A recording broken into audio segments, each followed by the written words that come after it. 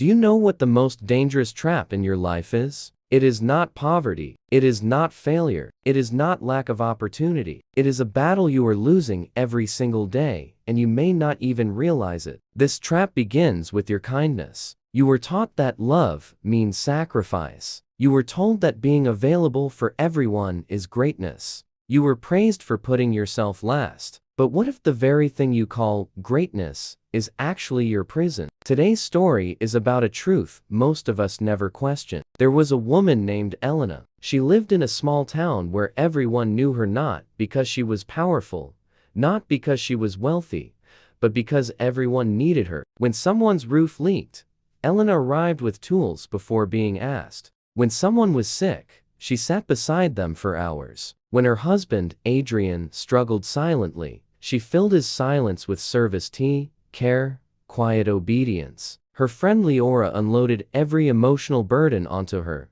leaving lighter each time. While Elena left heavier, Elena believed this was peace. She believed this was purpose. Then one day, Elena fell ill. For 2 weeks, she could not get out of bed. She assumed that all the people she had supported would now support her, but something unexpected happened. Her husband began expressing how difficult the housework had become. Her friend visited, but only to talk about her own problems, before leaving with the casual, "You'll recover. You always do."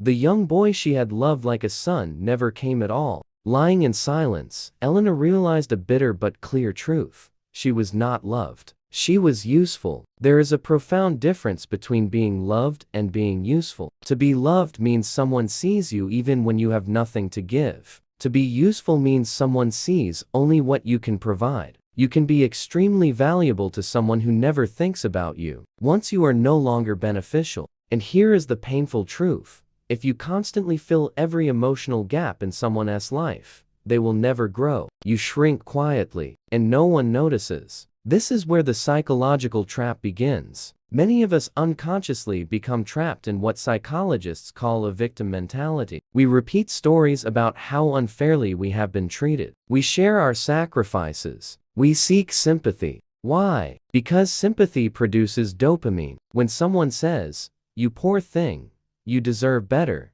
your brain rewards you. It feels like love, but it is only attention. Temporary, addictive, empty. Instead of solving our problems, we sometimes seek confirmation of our suffering. We do not want freedom. We want validation. And that is where power slips away. Centuries ago, Niccolò Machiavelli observed something critical about power. A ruler who answers every accusation will spend his reign explaining himself instead of ruling. The moment you rush to defend yourself against every criticism, you surrender power. When someone accuses you unfairly, is what happens internally. Your chest tightens. Your mind gathers evidence. You prepare arguments. But the instant you begin defending yourself excessively, you accept their authority to judge you. Strategic silence is not weakness. It is control. Imagine a king responding to every insult from a commoner. He would diminish himself. True authority does not scramble for validation. It observes. It decides. It remains composed.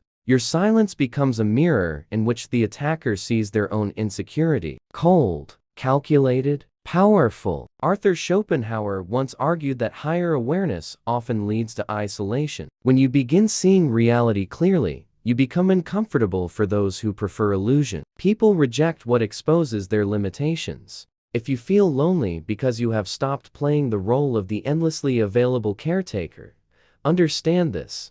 Loneliness is not failure. It is growth. The way out is radical responsibility. Stop believing the world owes you something. Life does not give you what you feel entitled to. It gives you what your behavior reinforces. On the 14th day of her illness, Elena made a decision. She stepped into her neglected garden. She cleared the dry grass. She planted new seeds not for others, but for herself. She did not stop being kind. She stopped being empty. She told Leora she was no longer available solely to absorb problems. She allowed Adrian to face responsibilities without rescuing him. There was friction. People called her selfish. They resisted the new boundaries. But boundaries reveal who values you and who merely uses you. Freedom begins the day you stop needing to look good in everyone's eyes. How do you develop the power of silence? Pause before responding to accusations. Ask yourself, does this deserve my energy? Replace explanation with results. Not every statement requires your correction. Silence is a filter. If you do not react, manipulative people lose leverage. The fear of isolation is biological, but ask yourself, are you afraid of being alone or afraid of being unnecessary? When you stop overgiving, some people will leave. Let them. Those who remain are connected to you, not your utility. Your brain must be retrained. Step away from constant validation. Reduce social media reinforcement. Allow boredom. Boredom is not punishment. It is neurological recalibration. When you sit alone without distraction, your dopamine receptors stabilize. You stop seeking identity through usefulness. You begin choosing relationships instead of needing them. Remember this, you are not a service. You are a human being. When you respect yourself as a human being, the world understands that your presence is a privilege, not an obligation. Stop defending. Start building. Stop explaining. Start producing results. People may forget your words, but they will never forget the dignity that radiates from quiet self-respect. Reclaim your power. It was always yours. If this message resonated with you, take a moment to reflect on where you may be confusing love with usefulness. If you found clarity in today's discussion, consider subscribing to this channel for deeper psychological insights on power, identity, and emotional mastery. Share this video with someone who needs to hear it. Until next time, choose dignity over validation and strength over explanation.